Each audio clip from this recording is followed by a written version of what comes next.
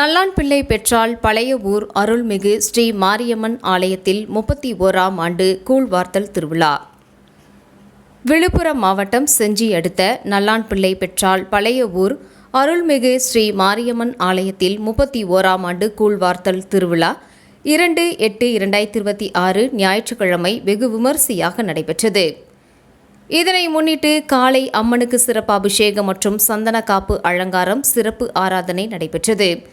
அதனைத் தொடர்ந்து கன்னிக்குன்றத்திலிருந்து பூக்கரகம் வீதி உலா, இளைஞர்கள் பெரிய சூலம் எடுத்து ஆடி வருதல் நிகழ்ச்சியும் நடைபெற்றது.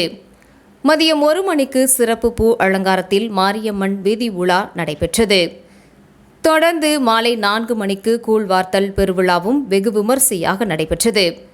கூழ்வார்த்தல் நிகழ்ச்சியை ஓய்வு பெற்ற தமிழ்நாடு போக்குவரத்து துறை அதிகாரி ராஜகோபால் அவர்கள் கலந்து கொண்டு துவக்கி வைத்தார். பொதுமக்கள் திரளாக பக்தர்கள் கலந்து கொண்டு கூழை பக்தியுடன் வாங்கி சென்றனர். இரவு மேள தாளங்கள் முழங்க வான வேடிக்கையுடன் மின் அலங்காரத்தில் முத்து பல்லக்கில் மாரியம்மன் திருவீதி உலா வந்து பக்தர்களுக்கு அருள் பாலித்தார். இதில் திரளான பக்தர்கள் கலந்து கொண்டு அம்மனை தரிசனம் செய்தனர்.